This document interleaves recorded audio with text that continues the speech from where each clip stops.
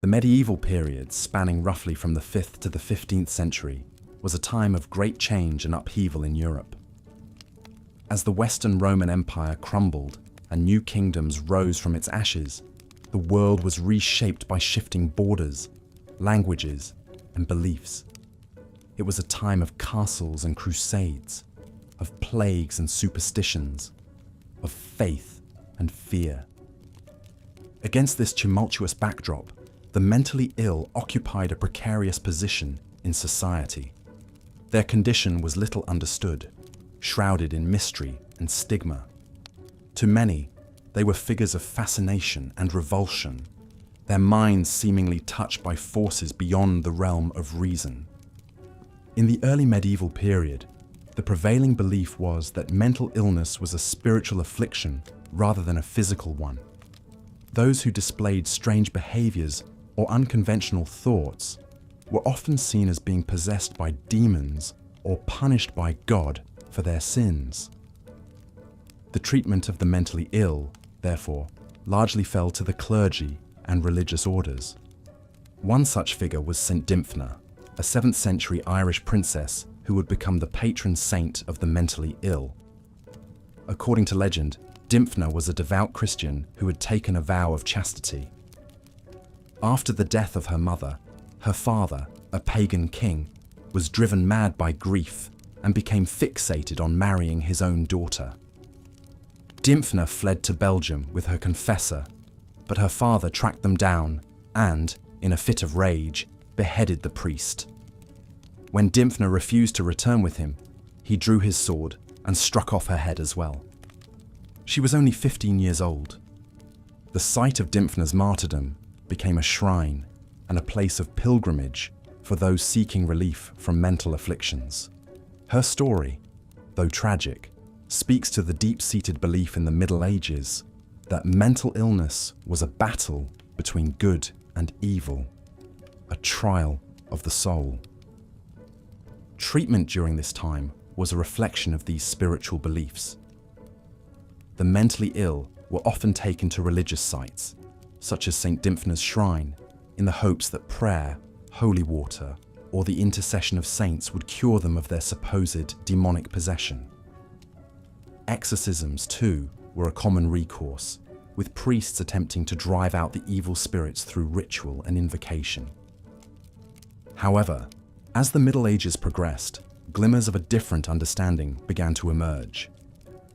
In the 11th century, the Persian physician Avicenna proposed that melancholia, a condition characterized by deep sadness and listlessness, was caused by an imbalance of the humors, specifically an excess of black bile. This idea that mental illness could have a physical, biological basis was a radical departure from the purely spiritual view that had held sway for centuries. Avicenna's works, along with those of other ancient physicians like Galen and Hippocrates, would help to sow the seeds of a medical model of mental illness. But change was slow to take root in the medieval mind. Even as some scholars and physicians began to explore natural explanations for mental afflictions, the belief in supernatural causes remained widespread. This tension between the spiritual and the scientific would shape the perception and treatment of the mentally ill for centuries to come.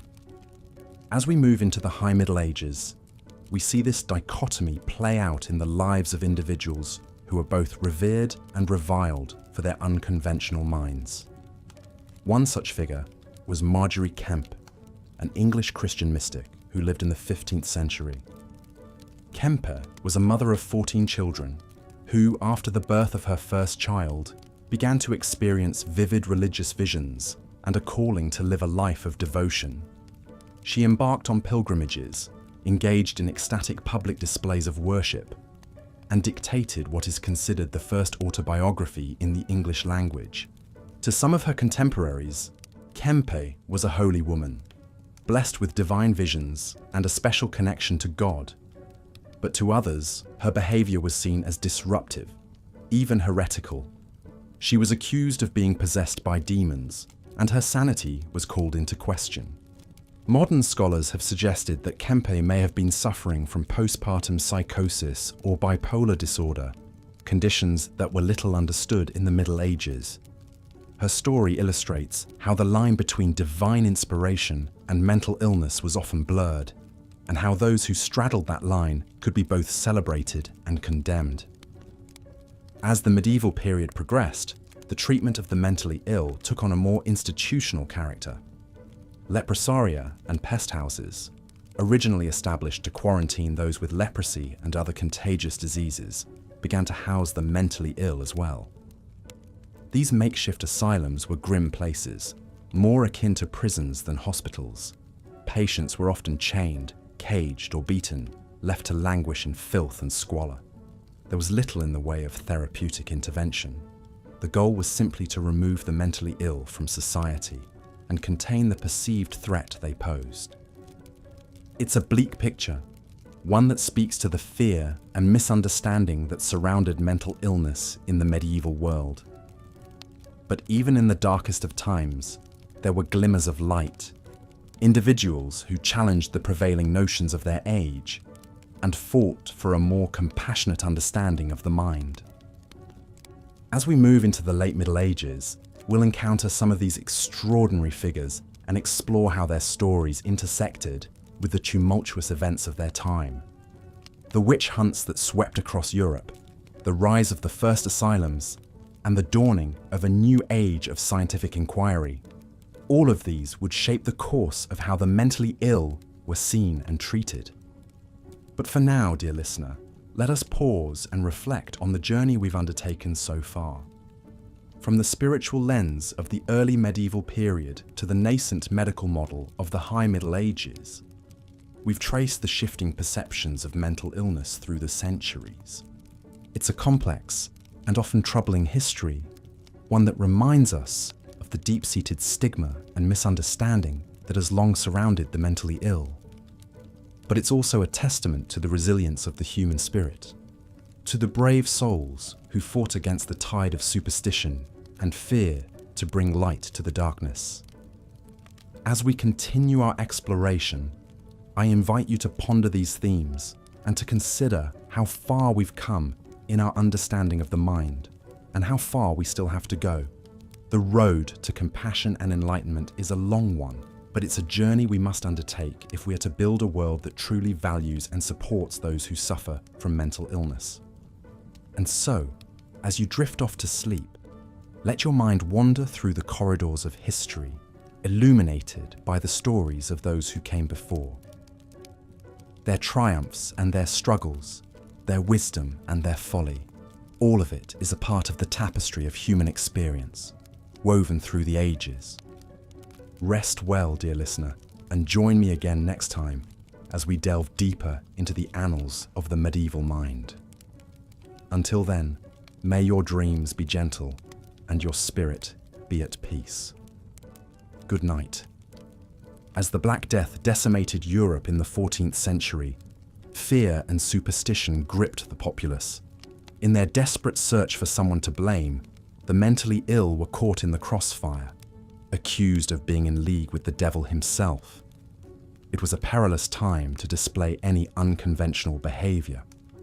One victim of this hysteria was Joan of Arc, the young French peasant girl turned military leader. Born around 1412 in Domremy, France, Joan reported experiencing visions and hearing voices from the age of 13. These voices, which she believed belonged to saints, compelled her to support Charles VII in the fight against English domination during the 100 Years' War. With dogged persistence, Joan eventually gained an audience with the Dauphin, heir to the throne, and convinced him to allow her to lead French troops into battle, dressed in male attire. To the astonishment of many, this teenage girl helped turn the tide of the war, lifting the siege of Orléans in just 9 days and paving the way for Charles VII's coronation. But Joan's stunning rise was followed by a precipitous fall. In 1430, she was captured by the Burgundians, French allies of the English, and put on trial for heresy and witchcraft. Her unusual behavior and claims of divine guidance were used as evidence against her. The trial record paints a picture of a frightened 19-year-old, yet one who staunchly defended her convictions. When asked if she knew she was in God's grace, Joan boldly replied, "If I am not, may God put me there, and if I am, may God so keep me." Despite her consistent testimony, Joan was convicted and sentenced to burn at the stake. On May 30th, 1431, she was tied to a tall pillar in the Vieux Marché in Rouen, the wood bundles lit beneath her feet. It is said she asked to hold a crucifix as the flames consumed her. Her ashes were scattered in the Seine River. 25 years after her execution, an inquisitorial court authorized by Pope Calixtus III re-examined the original trial, debunking the charges against her. Joan was eventually beatified in 1909 and canonized as a saint in 1920. While celebrated as a French national heroine and venerated by the Catholic Church, some modern scholars believe Joan may have experienced schizophrenia or a similar condition that gave rise to her visions and voices. Joan of Arc's story is a poignant reminder of how the mentally ill were misunderstood, vilified, and all too often met with a tragic end in medieval times. Her experiences, though extraordinary, were emblematic of a larger pattern of persecution. Across the Channel, England's Bethlehem Royal Hospital, infamously known as Bedlam, was perhaps the most notorious asylum of the late medieval period. Founded in 1247 as a priory, it began to specialize in housing the mentally ill in the late 14th century. Initially, Bedlam accommodated only a handful of inmates, but by the 15th century, it had gained a reputation as a place of last resort for the mad. Life inside Bedlam was a far cry from the therapeutic environment we associate with modern psychiatric facilities. Inmates were considered little better than animals, chained to the walls, left to lie in their own filth. The noise was said to be unbearable, with patients screaming, cursing, and clanging their chains day and night. Rather than being treated with compassion, Bedlam's residents were viewed as a source of entertainment. For a penny, curious Londoners could peer into their cells, laugh at their antics, and even poke them with sticks to elicit a reaction. This macabre practice wasn't outlawed until 1770. The dehumanizing conditions at Bedlam were symptomatic of a society that had little understanding of or empathy for those with mental disorders. Asylums of the era functioned more as prisons than hospitals, places to segregate the mad from the rest of society rather than treat them. But even as the medieval period drew to a close, winds of change were starting to blow. The Renaissance, with its renewed interest in classical learning and scientific inquiry, brought a gradual shift in how mental illness was perceived and treated. Scholars began to dust off the works of ancient physicians like Hippocrates and Galen, who had emphasized natural rather than supernatural explanations for mental disorders. Though their theories, based on the balance of bodily humors, may seem primitive by today's standards, they represented a crucial step away from demonological thinking. One influential figure of this transitional era was Robert Burton, an English scholar and Anglican clergyman. In his masterwork, The Anatomy of Melancholy, published in 1621, Burton drew on everything from ancient philosophy to contemporary medicine to explore the causes, symptoms, and treatments of what we would now call depression. Burton described melancholy as a kind of dotage without a fever, having for his ordinary companions fear and sadness without any apparent occasion. He proposed that it could be caused by a range of factors, from poor diet and lack of exercise to heartbreak and grief. His recommended treatments included a healthy lifestyle, good company, travel, and even music therapy. While Burton's understanding of melancholy was still rooted in the humoral theory, his work represented a growing recognition that mental disturbances had natural causes and could potentially be alleviated through natural means. It was a small but significant step on the long road to a more enlightened view of mental illness. But that road would be a winding one, with many setbacks and detours along the way. Even as scientific understanding advanced, superstition and stigma continued to shape the lives of the mentally ill. The story of Saint Teresa of Avila, the 16th century Spanish mystic, illustrates this dichotomy. Born into a noble family in 1515, Teresa was a precocious and imaginative child. At the age of 7, she ran away from home with her brother, intending to travel to Morocco to be martyred for her faith. As an adult, Teresa entered the Carmelite monastery of the Incarnation in Avila, where she began to experience intense spiritual visions and moments of ecstasy. In one famous episode, she described feeling her heart pierced by a golden lance, a sensation of both exquisite pain and supreme joy. Teresa went on to become a prominent figure in the Catholic Reformation, founding numerous convents and writing influential works on prayer and mystical theology.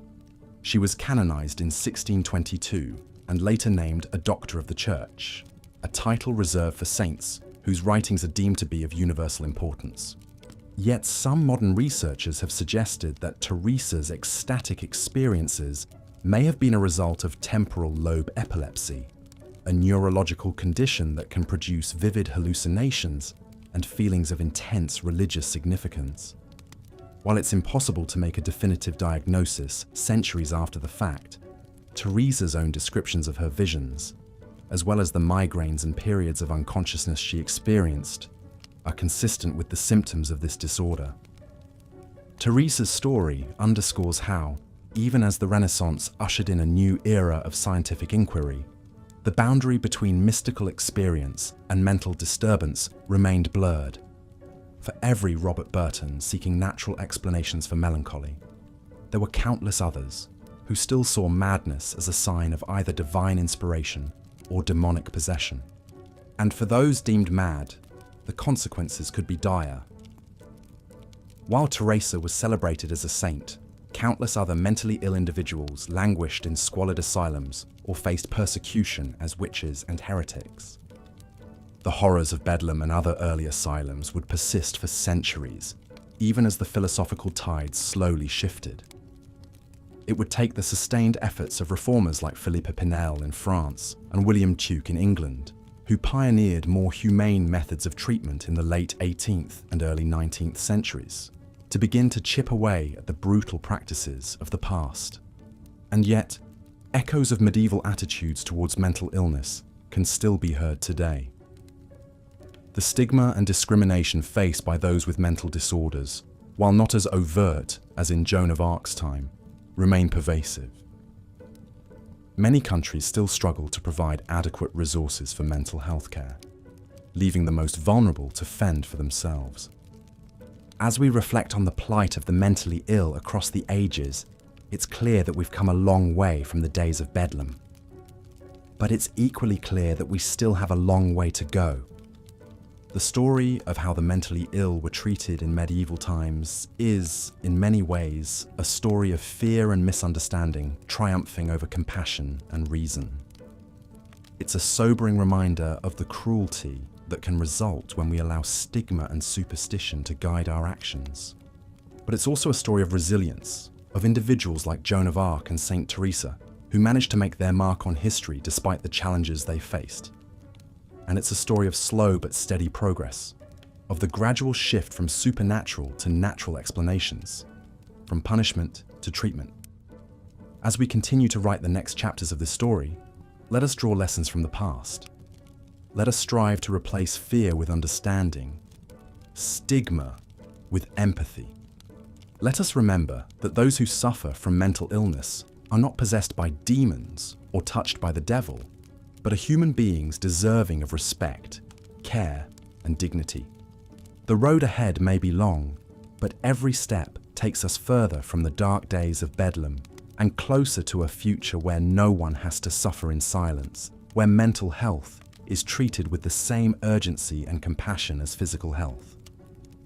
It's a future worth fighting for, not just for the sake of those who struggle with mental illness, but for the sake of our shared humanity. Because in the end, the measure of a society is not how it treats its most fortunate, but how it treats its most vulnerable. As we close this chapter on the history of mental illness in medieval times, let us carry forward the lessons learned, the progress made, and the work still to be done. Let us build a world where the Joans and Teresas of tomorrow are not met with persecution and misunderstanding, but with the help and support they need to thrive. It's a task that will require the efforts of us all, researchers and doctors, policymakers and advocates, friends and family members. But it's a task worth undertaking for the sake of all those who have suffered in silence across the centuries, and for the sake of the better, kinder, more enlightened world we know is possible. So let us take up this challenge with renewed dedication, armed with the knowledge of where we've been and the vision of where we need to go. The road may be long, but every journey begins with a single step. Let us take that step together and keep walking until the job is done. As the 16th century dawned, the spirit of the Renaissance was spreading across Europe, heralding an age of rebirth and renewed interest in the arts, sciences, and medicine. Yet for the mentally ill, the light of this new era was slow to illuminate the dark crevices of ignorance and superstition that had long shrouded their condition. In the grand halls of academia, scholars were rediscovering the ancient works of Hippocrates and Galen, dusting off tomes that had lain neglected for centuries. These Greek and Roman physicians had proposed natural explanations for mental illness, attributing it to imbalances of bodily humours rather than supernatural forces. It was a tantalizing glimpse of a more enlightened approach, a whisper of hope amidst the prevailing din of demonology. One man who heard that whisper was Robert Burton, a 17th century English scholar and clergyman. In 1621, he published a landmark treatise titled The Anatomy of Melancholy, in which he argued that melancholia, what we now call depression, was a medical condition, not a spiritual affliction. With meticulous detail, Burton catalogued the symptoms, causes, and potential treatments for this disease of the soul, drawing upon the wisdom of ancient physicians and contemporary observations alike. Burton's work was groundbreaking in its systematic approach to mental illness, but it was not without its limitations. Like many of his contemporaries, he still believed that astrology and the alignment of celestial bodies could influence the mind and body, and his proposed remedies, while well-intentioned, were often more amusing than effective. He recommended everything from herbal concoctions to bloodletting to copious amounts of wine as potential cures for melancholy. But perhaps Burton's greatest contribution was simply in starting a conversation, in daring to suggest that the mentally ill deserved compassion and care rather than condemnation and confinement. It was a radical notion in an age when madness was still widely viewed as a mark of moral failing or demonic possession. Alas, for most of the mentally ill in the 16th and 17th centuries, Burton's ideas were little more than an intellectual curiosity, a glimmer of enlightenment that scarcely penetrated the gloom of their daily existence. For them, the Renaissance was a distant drumbeat, a march of progress that left them behind in the shadows of superstition and squalor. Nowhere was this more apparent than in the asylums and madhouses that dotted the European landscape. These institutions, ostensibly founded to care for the mentally ill, were often little more than human warehouses, where the unfortunate and the unwanted were left to languish in filth and despair. The most notorious of these asylums was Bethlem Royal Hospital in London, better known by its nickname Bedlam. Founded in the 13th century as a priory, Bedlam had by the 16th century become a repository for the mentally ill, a place where the manic and the melancholic mingled with the poor and the criminal. Conditions at Bedlam were appalling. Patients, many of them naked and chained to the walls, slept on straw mats crawling with vermin. They were regularly beaten and abused by the staff, who saw them as little more than animals to be subdued and contained. Wealthy patrons would come to gawk at the inmates as a form of morbid entertainment, marveling at their strange antics and incoherent ravings. It was a bleak picture, a stark reminder of how far the reality of mental health care lagged behind the lofty ideals of the Renaissance thinkers. While scholars debated the nature of the mind and the soul, the mentally ill continued to suffer in silence, their cries echoing unheard through the stone halls of Bedlam. But even in this dark chapter of history, there were flickers of light, brief moments of grace that pierced the gloom. One such moment came in the story of Saint Teresa of Avila, a 16th century Spanish mystic and nun who experienced vivid spiritual visions throughout her life. Teresa was born into a noble family in 1515, and from a young age she was drawn to the contemplative life of the convent. But her early years as a nun were marked by illness and inner turmoil, as she struggled with feelings of unworthiness and a sense of spiritual dryness. It was during this time that Teresa began to experience a series of ecstatic visions in which she claimed to see and communicate with Christ and various saints. These visions were often accompanied by physical sensations of pain and pleasure, as well as moments of spiritual rapture that left her in a state of euphoric bliss. To the modern eye, Teresa's experiences bear many of the hallmarks of temporal lobe epilepsy, a neurological condition that can produce intense spiritual and mystical experiences. But in her own time, Teresa's visions were seen as a sign of divine favor, a confirmation of her holiness and spiritual purity. Teresa went on to become one of the most influential figures in the Catholic Church, founding several convents and writing extensively on the spiritual life. Her autobiography, The Life of Teresa of Jesus, remains a classic of mystical literature, offering a glimpse into the inner world of a woman who lived in constant communion with the divine. But for all her spiritual gifts, Teresa was not immune to the prejudices and suspicions of her age. She lived in constant fear of the Spanish Inquisition, knowing that her visions could easily be construed as heresy or witchcraft. And indeed, after her death, some of her writings were censored and suppressed by church authorities who found them too radical or unorthodox. In many ways, Teresa's story epitomizes the paradoxes and contradictions of the Renaissance approach to mental illness. On the one hand, her experiences were celebrated as a sign of divine grace, a testament to the power of faith and the mystery of the human soul. On the other hand, they were also a source of suspicion and unease, a reminder of how easily the line between sanctity and madness could be blurred. As the Renaissance gave way to the Age of Reason in the 17th and 18th centuries, the pendulum of public opinion would continue to swing between these two poles. The rise of science and the Enlightenment would bring new insights into the workings of the mind and body, but it would also give rise to new forms of control and confinement, as the mentally ill were increasingly seen as a problem to be managed rather than a mystery to be explored. And yet, through it all, the spark of human resilience and the yearning for understanding would endure. From the haunted halls of Bedlam to the cloistered cells of the convent, the mentally ill would continue to struggle and strive, to hope and despair, to leave their mark on a world that often feared and misunderstood them. As we look back on this long and often painful history, it is easy to feel a sense of despair at the slow pace of progress, at the centuries of suffering and neglect endured by those with mental illness. But it is also an opportunity to marvel at the strength and courage of those who persevered in the face of unimaginable odds, who found meaning and purpose in their struggles, and who left behind a legacy of compassion and hope.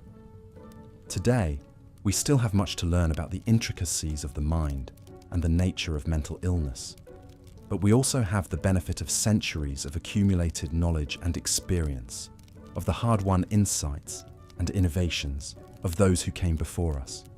From the ancient physicians who first grappled with the mysteries of the psyche, to the modern researchers who are unraveling the secrets of the brain, we are all part of a long and noble tradition of seeking to understand and alleviate the suffering of the mentally ill. It is a tradition that has been marked by ignorance and cruelty, Yes, but also by compassion and courage, by the unquenchable human desire to heal and to help. As we continue on this journey of discovery and understanding, let us draw strength from the example of those who have gone before us, who have struggled and suffered and persevered in the face of unimaginable odds. Let us honor their memory by rededicating ourselves to the task of building a world in which the mentally ill are treated with the dignity and respect they deserve, in which the dark corners of the mind are illuminated by the light of knowledge and compassion. For in the end, the story of mental illness is the story of us all, of our shared humanity, our common frailties and strengths, our unending search for meaning and connection in a world that can often seem cold and chaotic. It is a story that has been unfolding for centuries, and one that will continue to unfold for centuries to come, as long as there are those who are willing to listen and learn, to hope and to heal. So let us go forward with open hearts and open minds, ready to embrace the challenges and the opportunities of this new era in mental health. Let us build upon the hard-won progress of the past, while also daring to imagine a future in which the mentally ill are no longer relegated to the shadows, but are welcomed into the light of understanding and acceptance. It is a future that may seem distant and uncertain, but it is one that is within our grasp, if only we have the courage and the compassion to reach for it. For in the end, the measure of our progress will not be in the grand theories and technologies we devise, but in the small acts of kindness and care we extend to those who are suffering, in the quiet moments of connection and healing that remind us of our shared humanity. So let us go forth from this place of reflection and remembrance, armed with the wisdom of the past and the hope of the future. Let us be the healers and the helpers, the listeners and the learners, the ones who dare to imagine a world in which no one is left to suffer in silence and solitude. Let us be the ones who light the way forward, step by step and day by day, until the long, dark night of ignorance and fear gives way to the bright dawn of understanding and compassion. In the late medieval period, against the backdrop of raging plagues and witch trials, we find the remarkable story of Joan of Arc, the French peasant girl turned military leader and saint.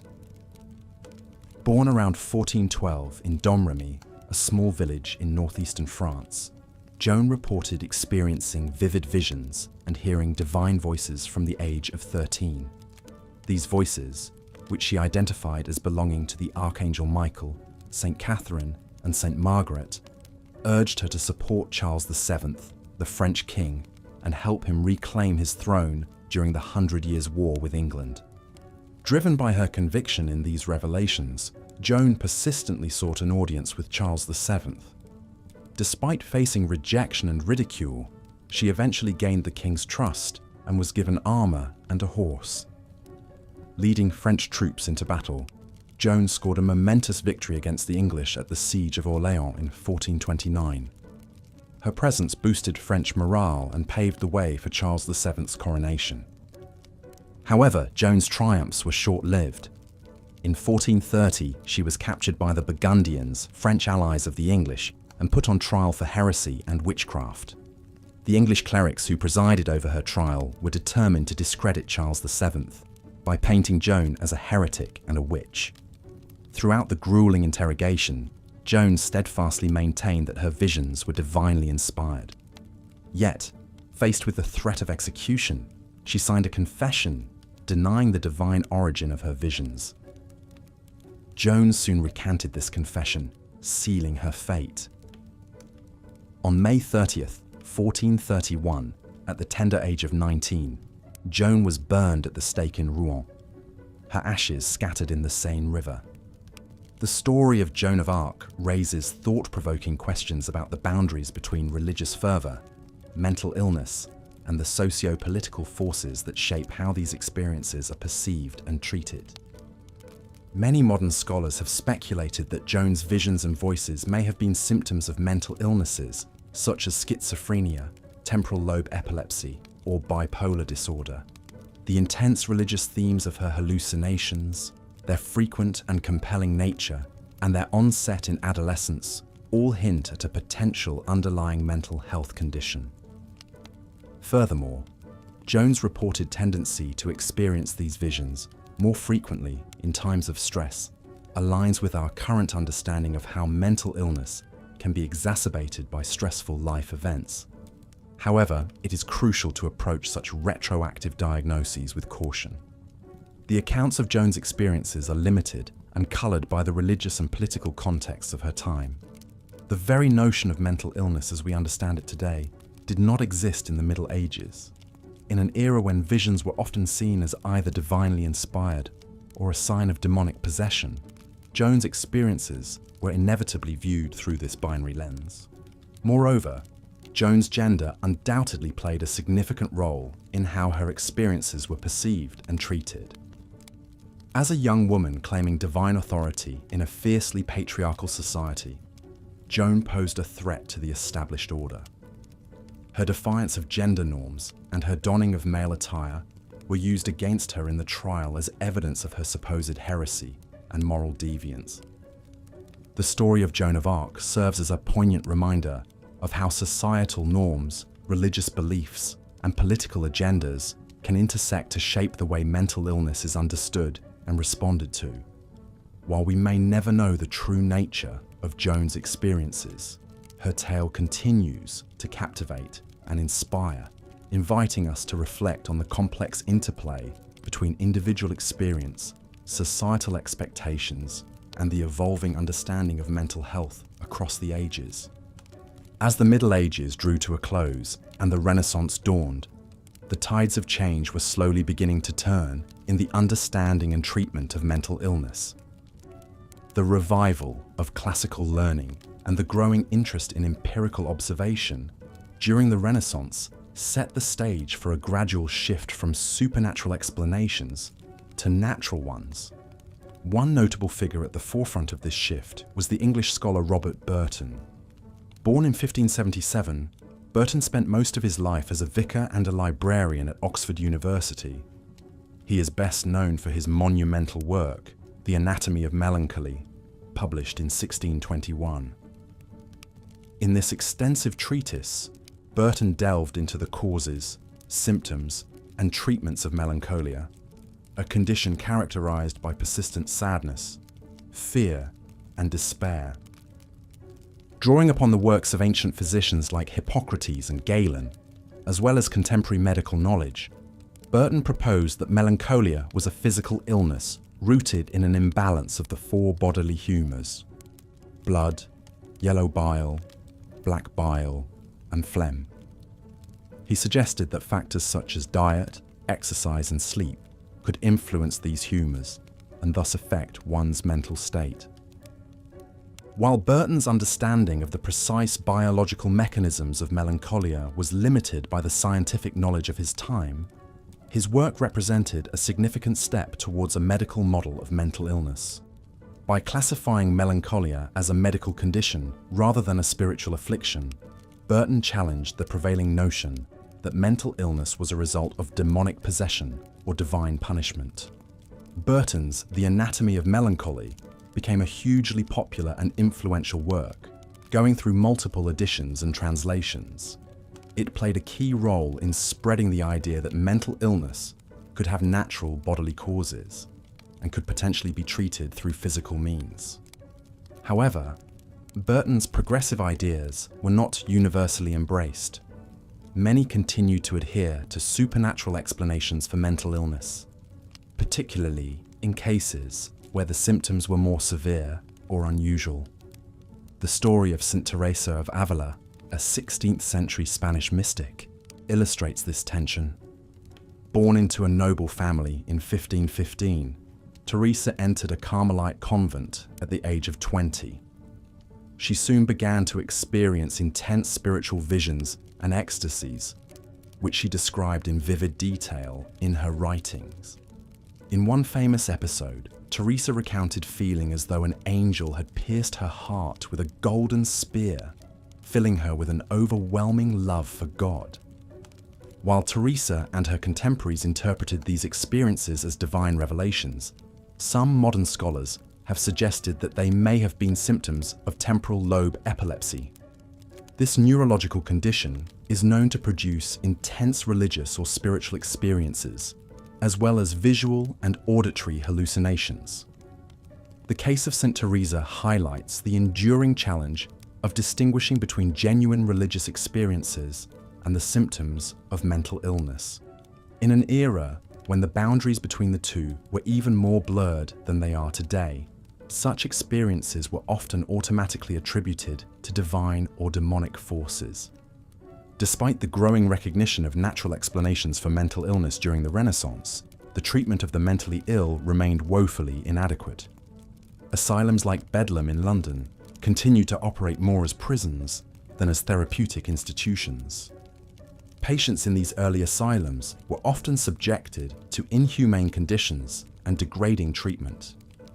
They were chained, beaten, and put on display for the morbid amusement of paying visitors. The belief that harsh treatment could shock the mentally ill back to their senses persisted, alongside the idea that the insane were less than fully human. It would take several more centuries of scientific advancement and social reform before the treatment of the mentally ill began to resemble anything close to the standards we expect today. Nevertheless, the seeds of change were sown in the Renaissance, as scholars like Robert Burton began to challenge long-held assumptions about the nature and causes of mental illness. As we reflect on the plight of the mentally ill across the centuries, we are reminded of the deep-rooted stigma and misunderstanding that has surrounded mental illness for much of human history.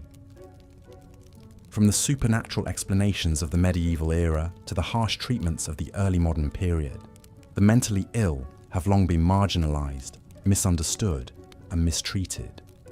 Yet there is cause for hope. The gradual shift towards a medical understanding of mental illness that began in the Renaissance laid the groundwork for the development of more humane and effective treatments in the centuries that followed. Today, while stigma and challenges certainly remain, we have a greater understanding of the complex biological, psychological, and social factors that contribute to mental health and illness.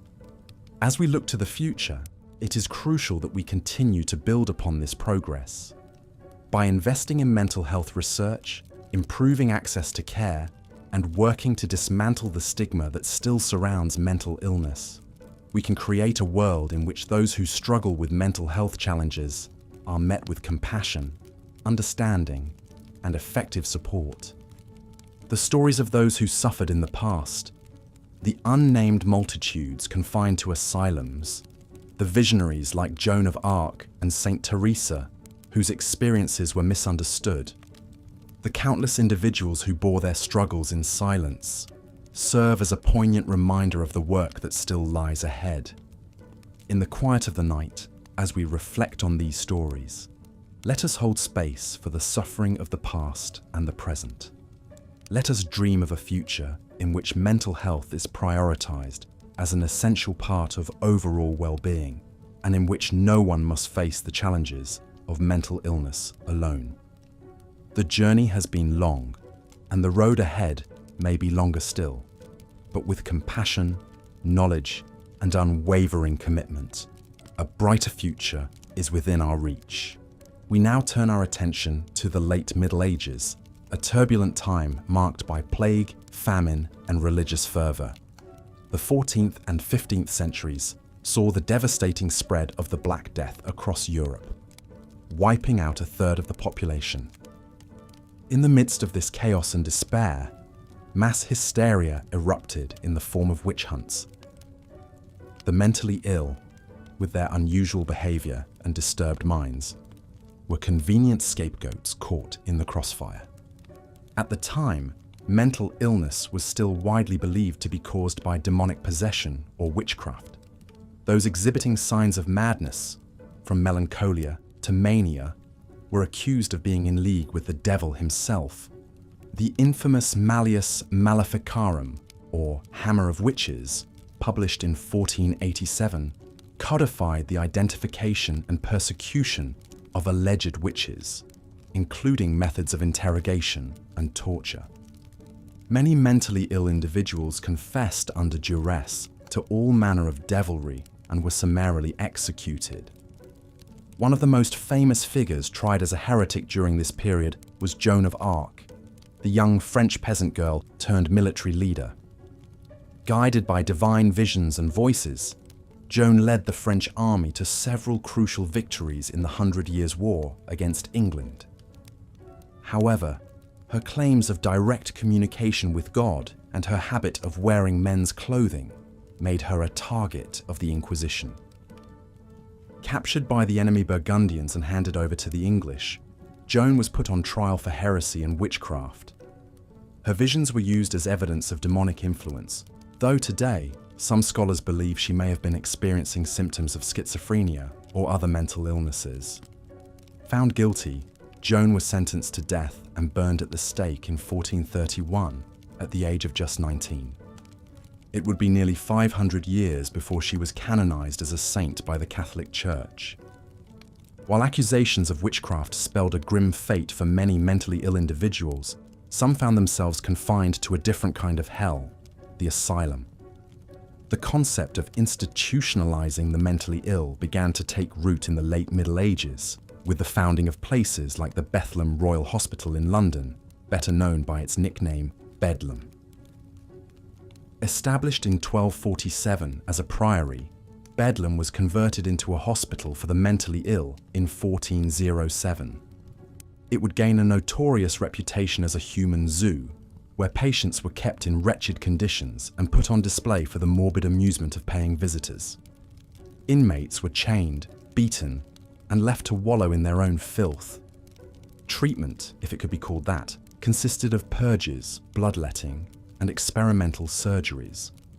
Bedlam set the stage for the bleak institutional model of mental health care that would persist for centuries to come.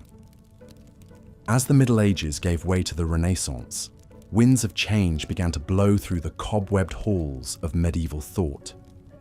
The 15th through 17th centuries saw a renewed interest in science and the rediscovery of ancient texts by physicians like Hippocrates and Galen.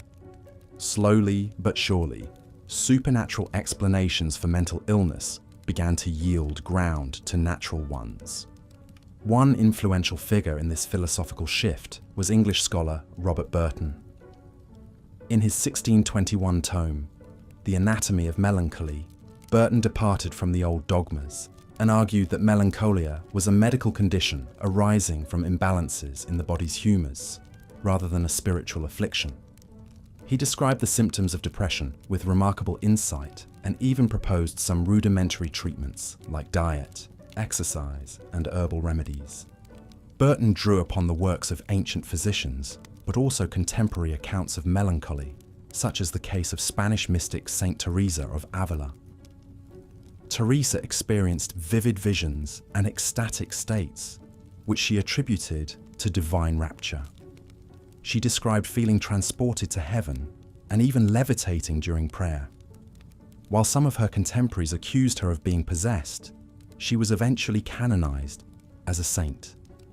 Modern scholars have suggested that Teresa's visions may have been a result of temporal lobe epilepsy, a neurological condition known to produce intense spiritual experiences.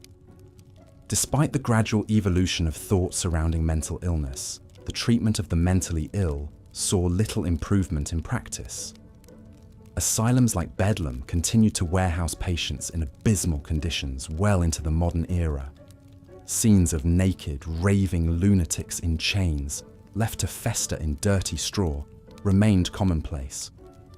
It's a disturbing picture to contemplate, one that stands in stark contrast to the relative enlightenment of the Renaissance. But change, however slow and uneven, was on the horizon. The seeds had been planted for a more humane view of mental illness, even if it would take centuries for them to fully blossom. From the shadows of superstition and cruelty, a light of compassion and understanding would eventually emerge. But much suffering would be endured along the way. As we reflect on this dark chapter in the history of mental health care, it's easy to feel a sense of despair at the ignorance and callousness of our ancestors. But we must also remember how far we've come since then.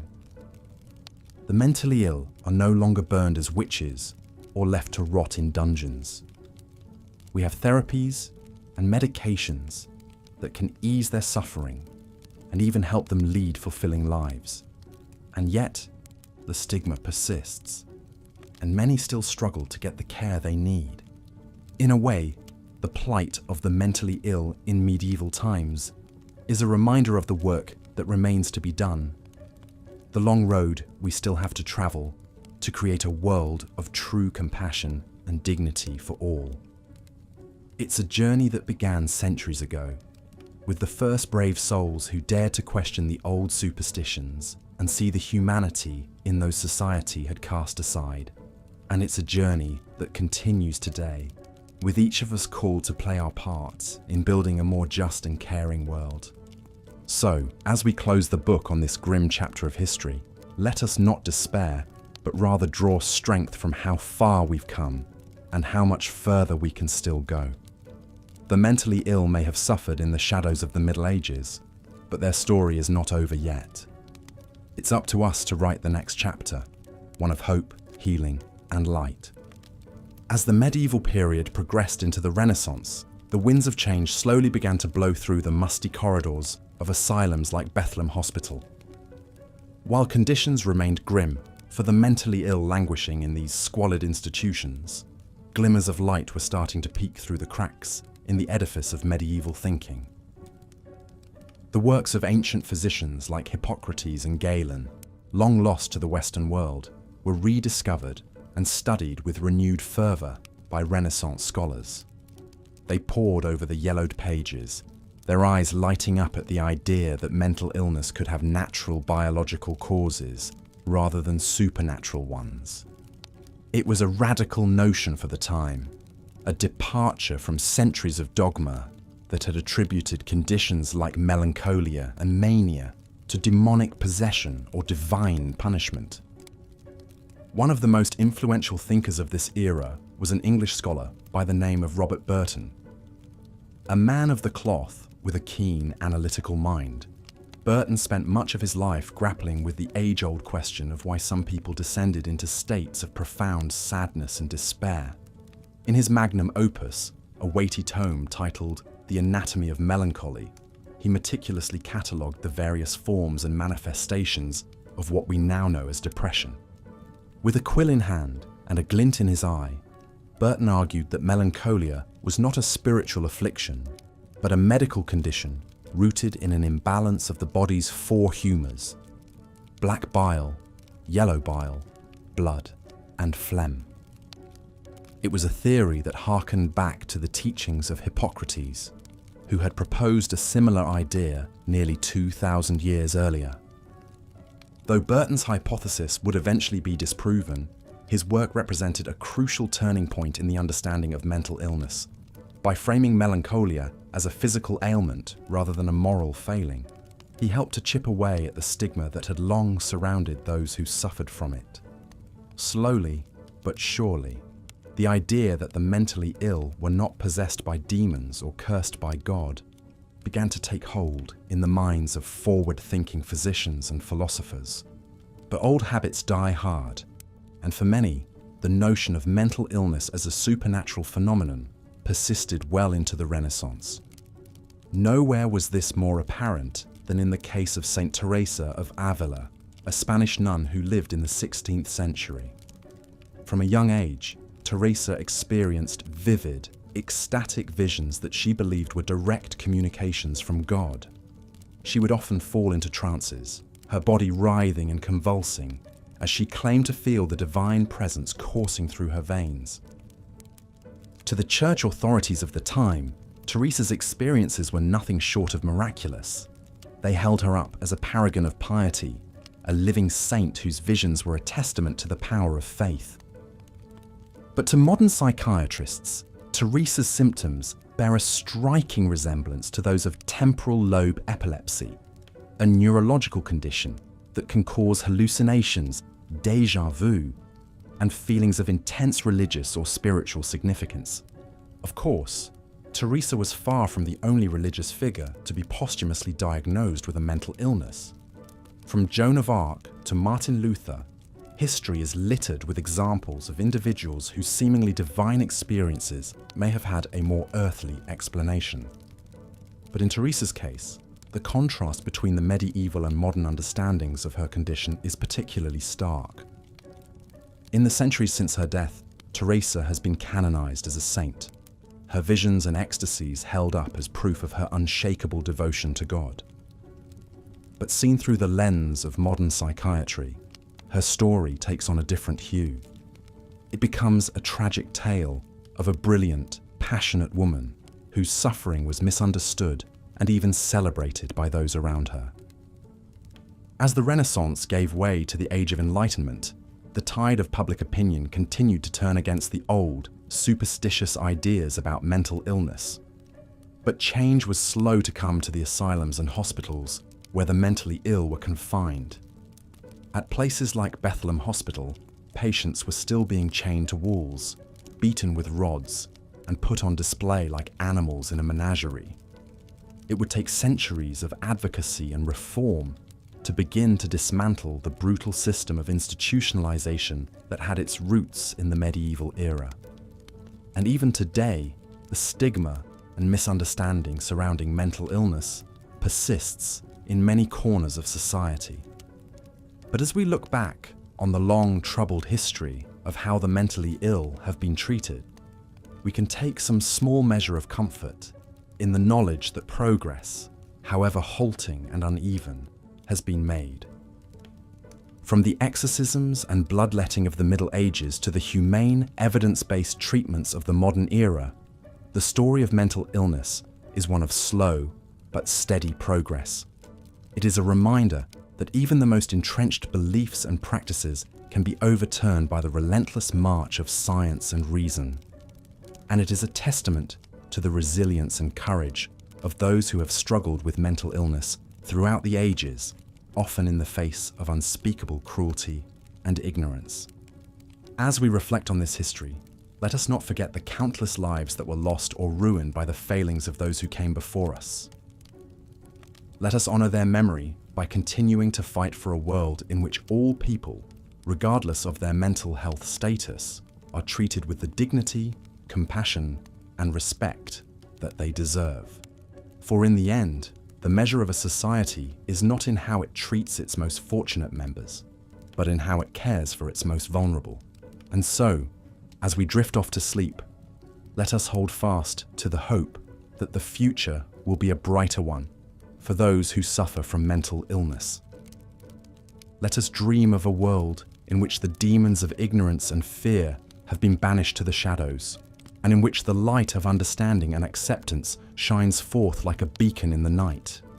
For only then will we truly be able to say that we have learned the lessons of the past, and only then will we be able to build a better, kinder world for all who inhabit it.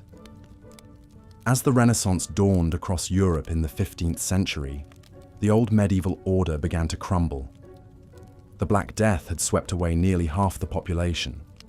The Catholic Church's ironclad grip on power started to slip, and a new spirit of inquiry and individualism stirred.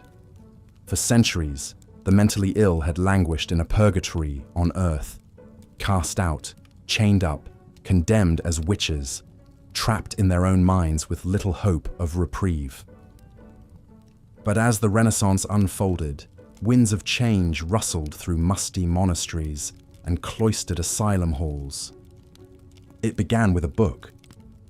The flowering of Renaissance humanism rekindled an interest in classical texts, the yellowed scrolls and faded codices of antiquity. Monks and scholars dusted off the long-neglected works of ancient physicians like Hippocrates and Galen, poring over them by flickering candlelight.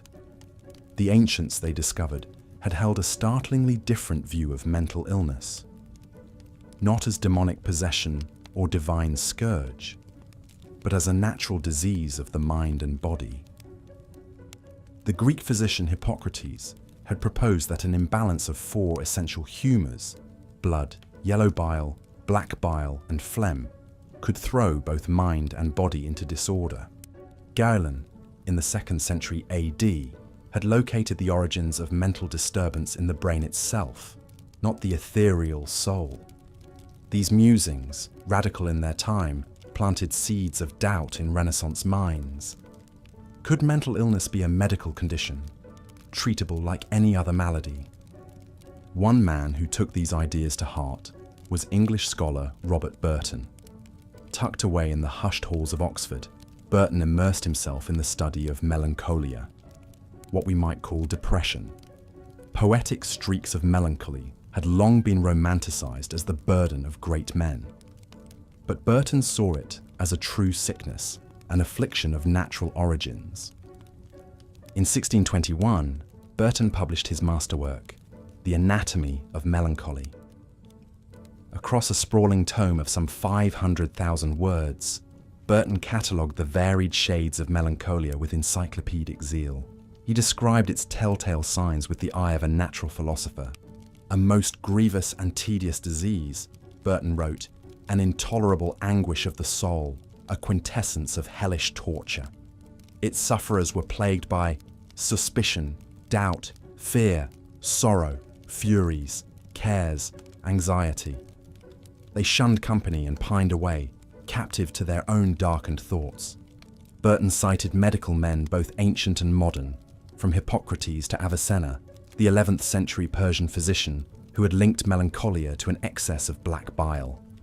But Burton went further. With a slyly satirical eye, he rooted the causes of melancholy in the follies and vices of the age. Love melancholy arose from pining after an elusive paramour, religious melancholy from excessive fear of damnation. Political melancholy struck courtiers vying for prestige. Scholars, like Burton himself, were prone to a bookish strain from too much study and solitude. Beneath Burton's wit lay a truth that had eluded the sages of old. Melancholia, in all its tangled forms, was an affliction both of individual temperament and of the times. Diet, exercise, bloodletting, even music could bring relief to a mind unmoored. But the tumult of an age in upheaval, of clashing faiths and overturned hierarchies, left countless souls adrift. Still, old beliefs died hard. Across Europe, cries of demonic possession and witchcraft still rang out, sending many a troubled mind to the stake or gallows. One woman caught in this maelstrom was Teresa of Avila, a nun in 16th century Spain, gripped by ecstatic visions.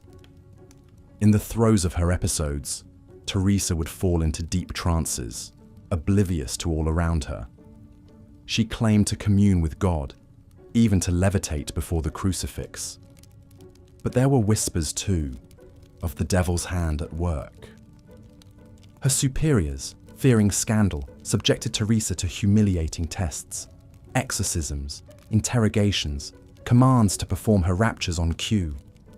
But she emerged unscathed and revered. In time, the Church beatified her as a saint. Today, some suspect Teresa may have suffered from temporal lobe epilepsy, a neurological disorder known to trigger intense spiritual experiences. In her own time, she walked a razor's edge between holy woman and heretic, salvation and damnation. Saints and mystics, like the mentally ill, had long occupied a liminal space in the medieval world. Touched by the divine or bedeviled by demons, set apart from the sane and pious. While Burton and his fellow scholars chipped away at the old superstitions, seeing glimmers of nature behind the supernatural, most Renaissance minds remained mired between the two. Even in enlightened asylums like the Bethlehem Royal Hospital, that infamous London edifice of abuse popularly known as Bedlam, mental illness remained a mark of moral weakness, a taint to be scoured away through confinement and cruelty. Well into the age of reason, neighbours still flocked to Bedlam to gawk at the mad poor, a tuppence granting entry to a human zoo. There they jeered as inmates howled and paced, rattling like ghosts in their chains. All sins and afflictions laid bare, all dignity stripped away. It's a far cry from the paintings of the Renaissance masters, all serenity and light. But Bedlam, as much as Botticelli, is the face of an age when the old order splintered and the human mind itself became a battleground. As the last strains of the Renaissance gave way to the Enlightenment, the plight of the mentally ill stood at a crossroads. Science and reason would march on, but hearts and minds trailed behind. A few flares of insight, like Burton's tome, lit the path ahead to a more humane understanding. But it would take centuries more for the links between mind, body, and society to be truly understood, and longer still for compassion to conquer fear. The cries of Bedlam would echo across the ages, a reminder of how far we still had to go. From the Renaissance to our own time, the mentally ill walk among us in all their flawed and fragile humanity. Their minds, in the end, are not so different from our own, miracles and mysteries of nature, even in their darkest compulsions. May we meet them not with judgment, but with empathy. Fellow travelers in the dance of madness and reason we call the human condition. The stagnant waters of the Thames flowed sluggishly past the walls of Bethlem Royal Hospital, as if even the river was too weary and dejected to summon any sense of urgency. Founded in 1247, it was originally the Priory of St. Mary of Bethlehem, intended to serve as a centre of healing and respite. But over the centuries, the hospital's purpose had warped into something very different. By the late 1500s, it had become known simply as Bedlam, and for good reason. Behind Bethlem's cold stone walls, a tableau of misery played out, day after wretched day. The hospital was now exclusively dedicated to the care of the insane, but care is really far too kind a word to describe what went on there. The hapless patients, men and women suffering from every form of mental disturbance and distress, lived out their days in abhorrent squalor. They lay on straw-covered floors in dank cells, shackled to the walls with iron chains. The corridors echoed with howls and wails as the desperate patients cried out in anguish. Bethlem was not a place of treatment or recovery. It was a place to dispose of society's unwanted, a dumping ground where the mentally ill could be locked away out of sight.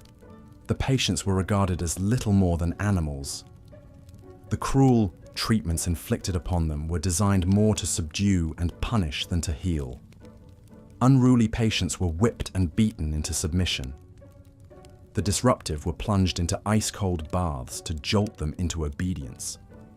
All the while, the patients languished in their own bodily filth, wallowing in a morass of physical and mental torment. Shockingly, this house of horrors became a form of public entertainment in the 17th century.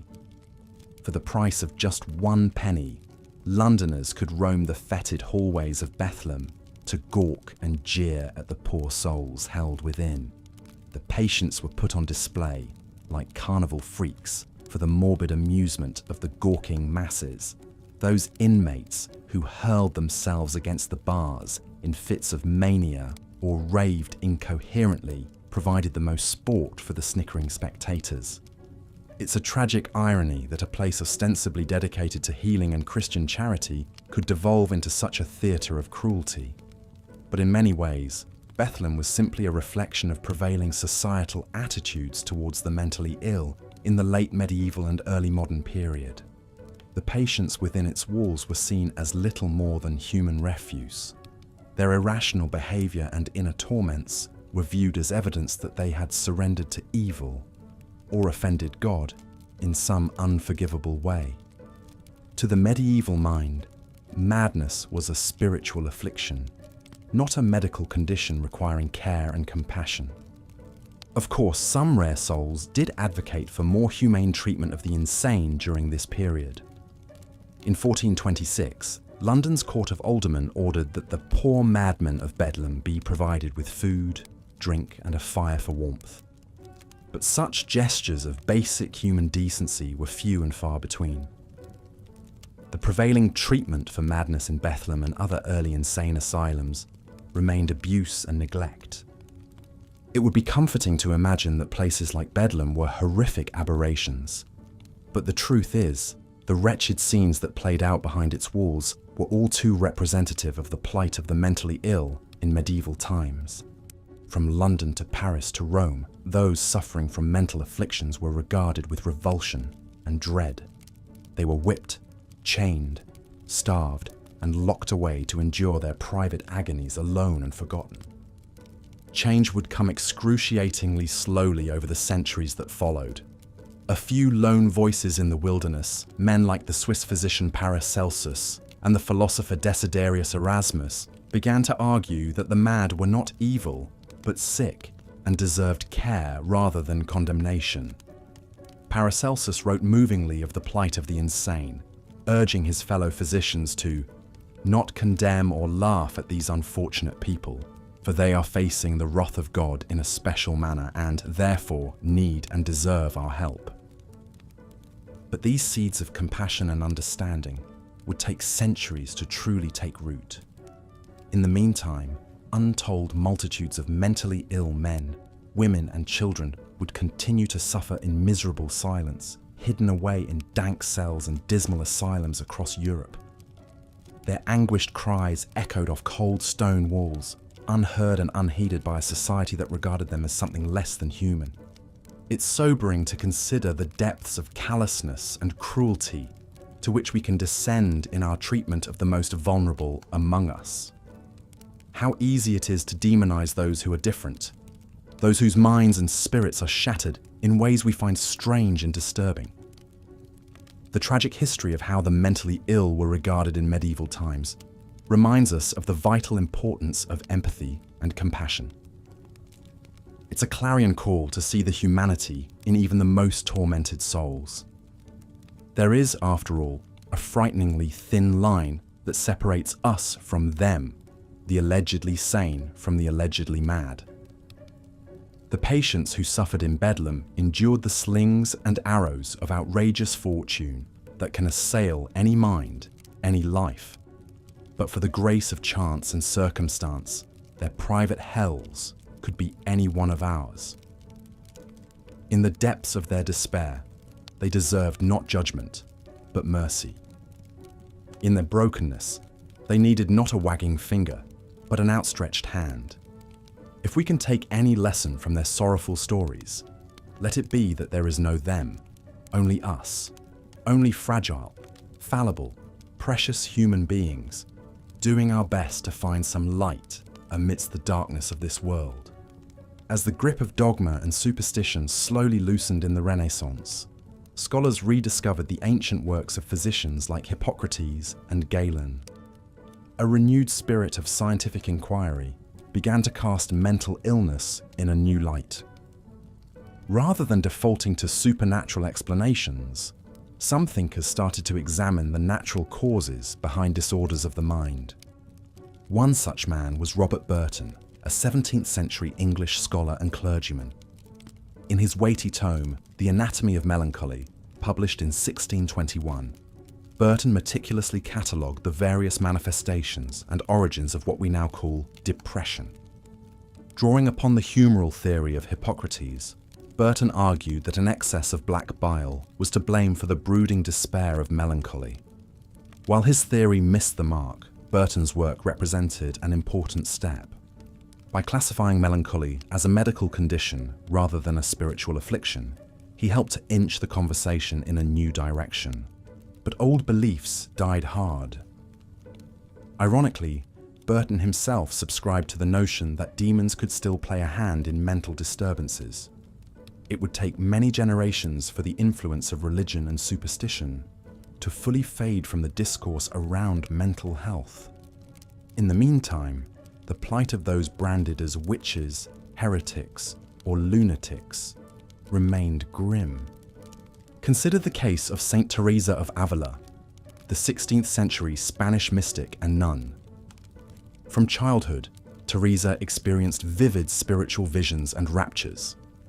In her writings, she recounted intense episodes of religious ecstasy, describing out-of-body experiences and a sense of being physically pierced by God's love.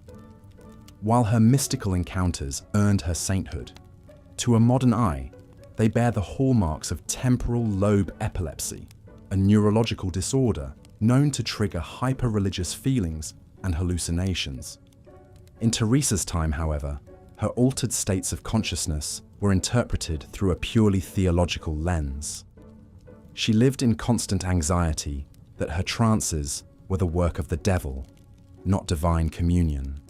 Her visions were scrutinized by the Inquisition, the Catholic Church's notorious heretic hunting tribunal. Fortunately for Teresa, she was a savvy political operator, securing powerful patrons and allaying suspicions about her orthodoxy. But others experiencing similar neurological events were not so lucky, ending up condemned as demoniacs or dragged away to asylums. And what awaited the mentally ill consigned to grim institutions like Bethlehem Royal Hospital, the infamous London asylum better known as Bedlam? Despite the lofty aspirations of its founders, the reality inside Bedlam's walls was anything but therapeutic. The squalid conditions and callous attitudes that characterized other early asylums across Europe were magnified in Bedlam to grotesque proportions. Patients, many of them poor souls rounded up from the streets, were crammed into dank, filthy cells. Crowded together without adequate food, clothing, or heat, they languished in their own waste, ripe for disease outbreaks. Seen as little more than human refuse, the inhabitants of Bedlam were at the mercy of a staff free to neglect and abuse with impunity. Shrieks of terror and anguish echoed down the fetid corridors. It was a scene straight out of Dante's Inferno. Believe it or not, the misery of Bedlam's unfortunate residents was further compounded by a practice that to modern sensibilities seems unimaginably cruel: the opening of the asylum doors to the paying public. For a penny, visitors could stroll through the wards and ogle the patients as though they were zoo animals. Fashionable aristocratic ladies and curious middle-class gawkers alike amused themselves by taunting and provoking the agitated denizens within. The freak show atmosphere turned the mentally ill into objects of morbid titillation and sport. Human dignity was checked at the gates. If the Renaissance represented a step forward in the philosophical conception of mental illness, then places like Bedlam revealed how far there was still to go in society's treatment of the most vulnerable. The light of scientific rationality may have begun to creep in, but for those trapped in the shadowlands of afflicted minds, there was yet little refuge or relief. Like the ship of fools in Renaissance art, boats filled with the deranged and set adrift, the mentally ill remained cast out, marginalized, and at the mercy of prevailing winds. As we sail on through history, it's worth pausing to consider the wider implications of this story. The mentally ill served, and in many ways continue to serve, as a mirror for society's fears, prejudices, and blind spots. How a culture treats those with psychiatric disorders speaks volumes about its deepest values and character. The road from demonization to compassion, from shunning to integration, has been a long and winding one. There's no straight line from the exorcisms of the Middle Ages to the biological psychiatry of today. And it's a journey we're still on. While leaps in neuroscience and pharmacology have immensely improved quality of life for many, the stigma around mental illness is a stubborn holdover. Funding for research and treatment perpetually lags behind other areas of medicine. In parts of the developing world, misguided traditional beliefs in sorcery and spiritual possession still linger. Even in the modern West, our system of care has gaping holes, with jails and streets serving as de facto asylums. So as we reflect on how far we've come from the days of Bedlam, let's not be lulled into complacency. The ethical imperative to do right by some of society's most defenseless members remains as urgent as ever. By staring back into history's funhouse mirrors, we remind ourselves of what's distorted in our own time. Because the story of mental illness is ultimately the story of who we are and who we aspire to be. The towering spires of grand cathedrals pierce the skies over medieval Europe, their shadows stretching across cobblestone streets and bustling markets. In this world steeped in faith and superstition, mental illness was a perplexing and fearsome phenomenon. Those afflicted were often seen as cursed, possessed by demons, or punished by a wrathful God. Their fates were tragic, and their treatment woefully misguided by modern standards. One such soul was Marjorie Kemp, a remarkable Englishwoman who lived in the late 14th and early 15th centuries. Born into a prominent family in the bustling port town of King's Lynn, Marjorie's early life followed the conventional path for a woman of her station. She married young, bore 14 children, and helped run her husband's businesses. But beneath the veneer of domestic normalcy, Marjorie's mind was in tumult. Around the age of 20, after the birth of her first child, Marjorie was gripped by a mysterious illness. She grew frantic and despondent, convinced she was damned to hell for her sins. In her distress, Marjorie claimed to experience a transformative vision of Jesus Christ, who appeared at her bedside and comforted her. This mystical episode marked a turning point in Marjorie's life, the beginning of an unconventional spiritual journey that would bring her both reverence and revulsion. Marjorie's visions grew more frequent and intense. She wept copiously for the suffering of Christ, roared with laughter at the promise of divine love, and engaged in ecstatic conversations with God that could last for days. To outward observers in a deeply pious but superstitious age, Marjorie's behavior appeared bizarre and disruptive. Many labeled her a madwoman, a heretic, or a fraud.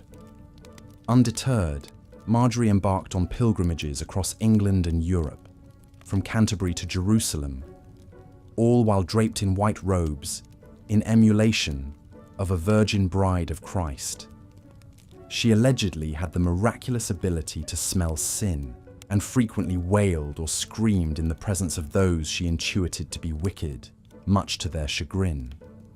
Marjorie's own priestly scribe wrote of her with a mix of awe and exasperation, describing a woman who could be by turns gentle and wrathful, humble and vainglorious. Church authorities interrogated Marjorie numerous times on suspicion of Lollody, a heretical reform movement, but she always argued her way out of trouble. Some clergy found her piety inspiring, while others denounced her as possessed. Marjorie's insistence on dressing in white, reserving such privileges normally allowed only for virgin women, provoked particular outrage. How much of Marjorie's unusual conduct sprang from sincere religious devotion, and how much from what we would now call mental illness, is impossible to disentangle.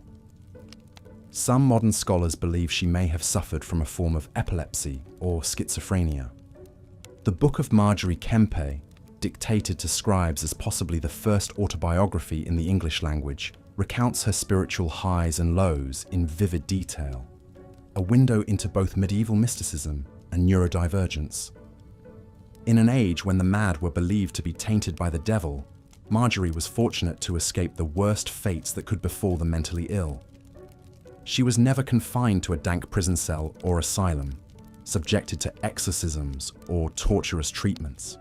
Her status, forceful personality, and knack for scriptural argument were perhaps a saving grace. Many others were not so lucky.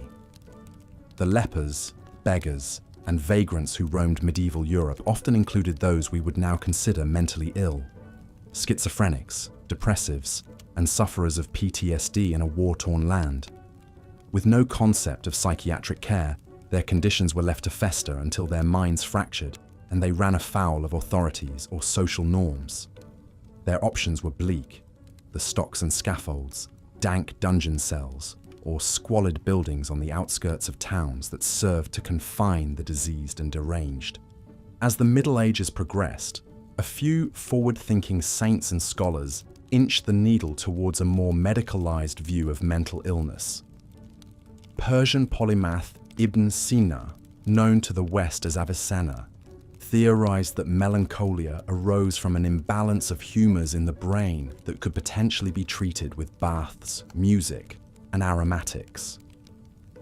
But such proto-psychiatric musings were a minority view in a society that still cleaved to the supernatural as the cause for all manners of madness. More often, mental illness was conflated with demonic possession, witchcraft, or devilry, especially in women.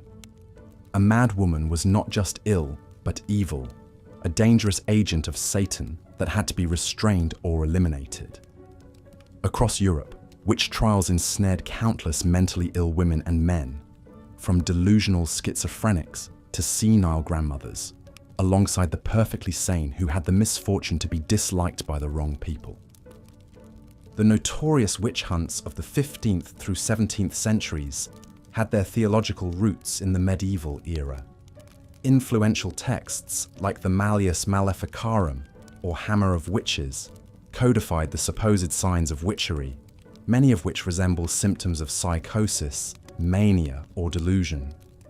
Eccentric village healers, herb women, the homeless, and marginalized mad made prime targets in a fevered hunt for servants of the devil. In this dangerous climate, many mentally ill people met horrific ends, burned at the stake, hanged, drowned, or locked away to endure squalor and abuse. The quiet suffering of the mad was drowned out by the roar of the witch trial crowds, baying for blood. Mental illness was a mark of evil, not a sickness to be treated with care. And yet, there were rare rays of hope and compassion in this dark age. Some monasteries took in mentally ill penitents, offering rudimentary care, a roof over their heads, and a respite from the torments of the outside world. Certain saints, like Dymphna of Ireland, came to be associated with the protection of the mad and melancholic. Supplicants would undertake pilgrimages to the shrines of these saints in hope of a miraculous cure. Holy wells were ascribed healing powers for troubled minds. Herbal concoctions and blessed oils were administered to restore the balance of humours. Such faith-based remedies were a far cry from modern psychiatry, but they offered a path of hope, however faint, in a world with few options for the mentally ill. As the Middle Ages gave way to the Renaissance, some of the old superstitions surrounding mental illness began to erode. Scholars and proto-scientists like Robert Burton, who penned the 1621 tome The Anatomy of Melancholy, helped reconceptualize conditions like depression as natural ailments rather than supernatural afflictions. The rediscovery of ancient Greek and Roman medical texts provided alternatives to the religious lens of medieval Europe. But progress was slow and fitful. Bedlam Hospital, founded in 1247 as a dedicated institution for the mentally ill, persisted as a squalid horror show where patients were more likely to be beaten and chained than treated with any semblance of dignity.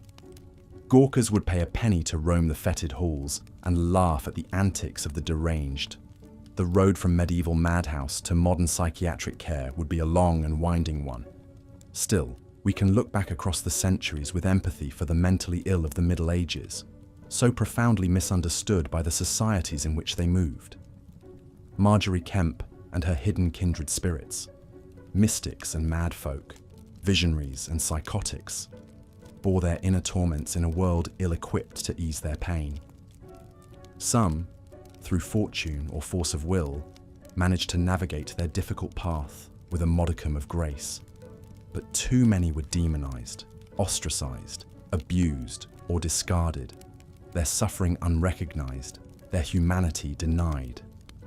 In remembering their stories, we recognize how far we've come in our understanding of the mind, and how far we've yet to go to build a world that treats all people in all states of consciousness with the compassion they deserve. The mentally ill of medieval Europe cry out to us from the past, urging us to see them not as witches or demons, but as fellow travelers in the timeless struggle to make sense of the wondrous and terrifying workings of the human brain.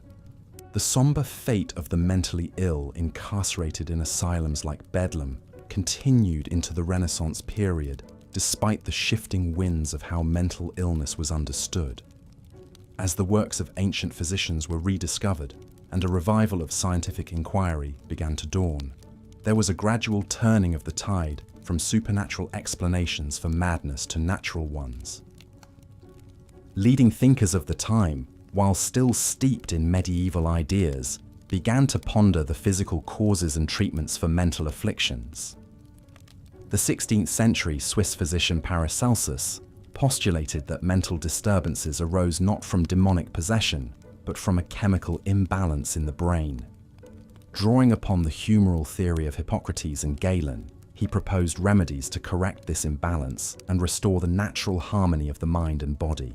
In 1621, the English scholar Robert Burton published his magnum opus, The Anatomy of Melancholy, in which he meticulously classified what we now call depression as a medical condition with myriad causes, symptoms, and cures.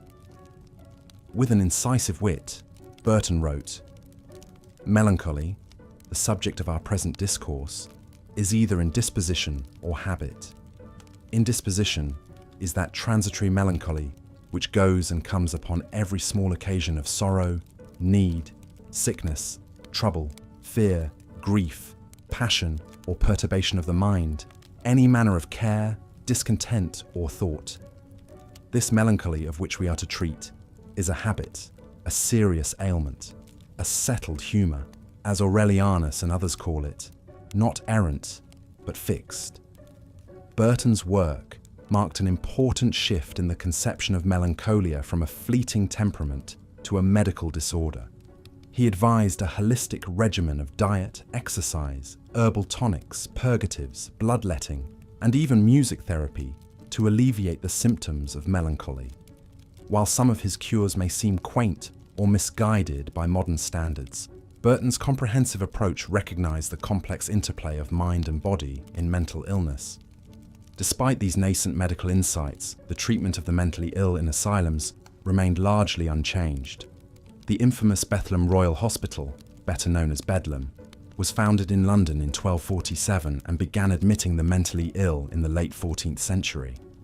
By the 17th century, Bedlam had become a notorious spectacle, where for a penny, visitors could gawk at the raving lunatics chained to the walls. The dehumanizing conditions were vividly depicted by the playwright Thomas Dekker, who in 1604 described the poor souls that here in Bedlam dwell, with unwashed faces and tattered garments, all bedusted and besmeared. For the average Londoner, a visit to Bedlam was a source of cheap entertainment and a way to reinforce the social hierarchy. The lunatics served as a cautionary tale of what could befall those who strayed from the path of reason and respectability. The cruel irony was that the very conditions of Bedlam, the filth, the chains, the lack of proper care, likely exacerbated the mental distress of its residents. It was a self-fulfilling prophecy of sorts, where the neglect and abuse of the mentally ill only served to confirm the prejudices against them. Amidst the squalor of Bedlam, there were occasional glimmers of humanity. The Elizabethan poet Richard Brackenbury was sent to Bedlam in 1586 for lunatic demeanour. During his confinement, he scratched verses into the walls of his cell with a key, expressing his anguish and pleading for mercy. "A Bedlam is my home," he wrote. "A keeper is my mate, from whence I dare not roam, lest they do shut their gate." Brackenbury's poignant words are a reminder that beneath the facade of madness, there were real people suffering in Bedlam and other asylums of the era. Their plight was a reflection of a society that had not yet developed the empathy or understanding to properly care for those with mental illness. As the Renaissance gave way to the Age of Enlightenment, there was a gradual shift towards more humane treatment of the mentally ill. In 1656, the French asylum director Louis XIV decreed that inmates should be unchained and allowed to move freely about the hospital grounds. He also instituted occupational therapy, encouraging patients to engage in work and leisure activities to promote their recovery. This marked the beginning of what would come to be known as moral treatment, a therapeutic approach based on kindness, respect, and occupational engagement. Over the next 2 centuries, reformers like Philippe Pinel in France and William Tuke in England would champion moral treatment and transform the asylum from a place of punishment to a place of healing. But progress was slow and uneven. For every enlightened asylum, there were dozens more that continued to operate in the old ways, with patients confined in squalid cells, and subjected to harsh restraints and punishments.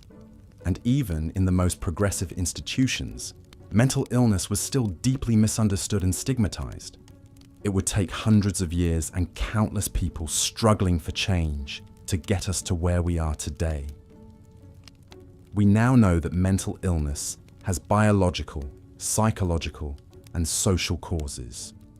We have diagnostic systems, evidence-based therapies, and medications to alleviate symptoms. We've come to see those with mental illness not as raving lunatics or sinful deviants, but as human beings deserving of dignity, care, and respect. Yet the shadows of the past still linger. Mental illness continues to be stigmatized and misunderstood. Too many people still lack access to proper treatment and support. While asylums are a thing of the bygone era, people with serious mental illness are disproportionately represented in our prisons and homeless populations, echoing the neglect and mistreatment of centuries past. As we reflect on how far we've come in our understanding and treatment of mental illness, we must also reckon with how much further we still have to go. The story of mental illness is ultimately a story about our humanity, our capacity for both cruelty and compassion. It's a reminder that how we treat the most vulnerable among us is a measure of our progress as a society. So let us take inspiration from the reformers and advocates who fought to change the status quo. Let us learn from the missteps and injustices of the past, and let us work towards a future where everyone who struggles with their mental health is met with understanding, acceptance, and the support they need to live full and dignified lives. The road ahead may be long, but if history has taught us anything, it's that change is possible when we have the courage to imagine a different way. As we've seen, the treatment of the mentally ill in medieval times was a complicated tapestry woven from strands of superstition, spirituality, and the slow march of science. While some, like Avicenna and Robert Burton, sought to understand mental illness through a medical lens, the prevailing beliefs of the time meant that many sufferers were viewed as possessed by demons or punished by God. Those beliefs had tragic consequences for countless individuals. We need look no further than the harrowing story of Joan of Arc, the young French warrior and mystic who was tried as a heretic and burned at the stake. Today, many scholars believe Joan may have experienced schizophrenia or another mental illness that manifested as divine visions and voices. But in her time, Joan's experiences were interpreted as evidence of witchcraft and collusion with the devil himself. Joan was far from alone in facing persecution for her inner battles. As witch hunts swept across Europe in the 14th and 15th centuries, the mentally ill were frequent targets, accused of consorting with dark powers. It's a chilling reminder of how our lack of understanding can breed fear and cruelty towards those who are different or struggling. Even as a medical view of mental illness gradually took root in the Renaissance, the treatment of patients remained abysmal. The notorious Bethlehem Royal Hospital, better known as Bedlam, was emblematic of the squalid conditions in early asylums. Patients were confined in cramped, filthy cells, often chained and beaten. Cruelly, they were even put on display as entertainment for paying gawkers who viewed their torment as a curiosity. It would be comforting to imagine that the dawn of the Age of Enlightenment brought a kinder, gentler approach to mental health care. But the sad reality is that the mentally ill would continue to languish in institutions more akin to prisons than places of healing for centuries to come. While the work of early psychiatrists and reformers like Philippe Pinel in the late 1700s sowed the seeds of more humane treatment, asylums remained grim warehouses for society's outcasts well into the 20th century. As we come to the end of our journey through this overlooked corner of history, it's worth reflecting on how far we've come in our understanding of the mind and its maladies. The demons and witchcraft of the medieval imagination have given way to neuroscience and psychiatry medication, and therapy. And yet, the stigma around mental illness stubbornly persists, a remnant of the old beliefs that viewing suffering as a moral failing. Perhaps by shining a light on this history, we can cultivate the empathy and compassion that was so scarce in the past. By recognizing the humanity of those who struggle with mental illness, both in ages gone by and in our own time, we can chip away at the fear and judgment that have caused so much pain. It's a reminder that how we treat the most vulnerable among us is a measure of our progress as a society. As we close the book on this chapter of history, I invite you to carry its lessons with you. When you encounter someone grappling with mental health challenges, respond with the understanding and grace that was so sorely lacking in medieval times. And as you drift off to sleep, let your dreams imagine a world where no one need suffer alone in the dark. If you found this foray into the forgotten corners of history enlightening, I encourage you to like this video and subscribe to the channel. There are so many more fascinating tales to uncover and ponder together. Until next time, sweet dreams and good night.